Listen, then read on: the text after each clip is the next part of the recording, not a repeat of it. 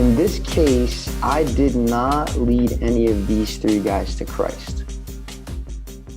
But I think for them, out of their three, they all have led at least one of their three to Christ.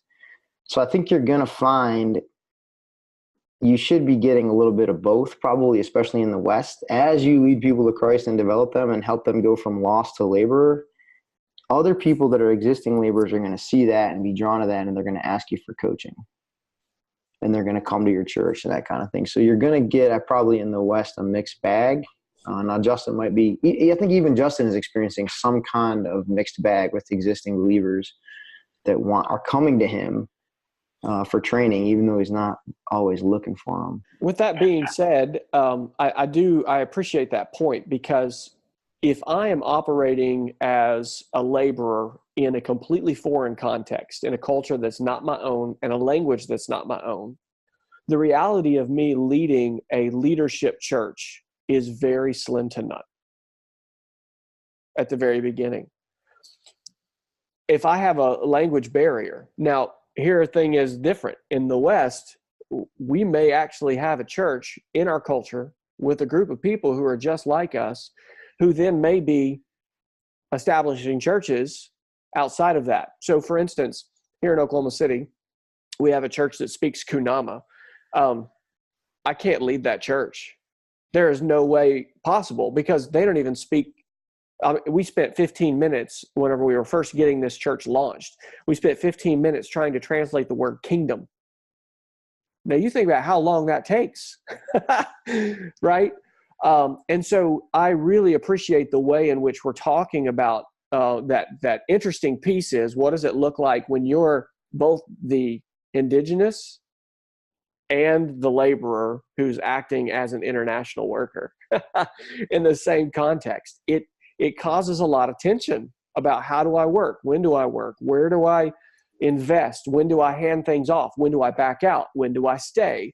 And so that tension is something that I've enjoyed that's come up in this conversation. And I've really enjoyed the way you guys have worked through some of these pieces as you're laboring within really your focus area, even though it hasn't stayed there, but NPL, Army for you guys, right?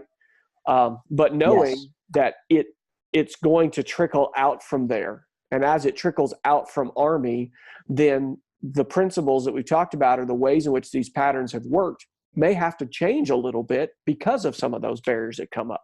Justin, I want to know how many patterns you've had to change, or how many have stayed the same. Patterns for church multiplication, discipleship, all the patterns that you got from NPL Army before you went to South Asia.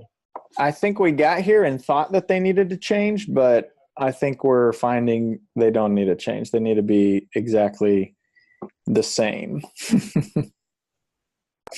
That was one of the things I was thinking about coming out of your Iron on Iron.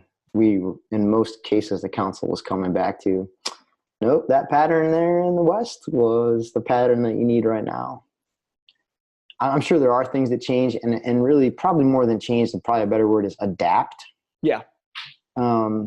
Good clarification. Yeah. And I think that, probably most people that we launch would almost do better to stick with the playbook that they got that was working pretty good in the West, more than start with the adaptations. So I'll use a little bit of a different language. Instead of pattern, I should say, expecting the tools to work exactly the same, right? Knowing that you're going to have a little bit of an adaptation or something that goes in as you get into a culture that's a little bit different than your own. But yeah, great clarification. Yeah, definitely the tools have to be adapted and changed, but I would say the processes of the multiplication strategy, A teams, 4 fields, most of that's stayed the same. And I think it, like what Jim said, people launching over should stick with what they know until the harvest shows them that they need to adapt. That's a good word. I'd say that for most practitioners in general. I think because we're Americans and we're innovative, we get the tool, and before we even use it once, we change it and then try to use it. And I think most of the time we end up corrupting the DNA rather than improving. So just an admonition to all the practitioners out there, like, hey, if you don't have a tool in this area or you're learning to do it, just copy the Picasso before you like paint your own masterpiece. So what advice would you give practitioners in the U.S.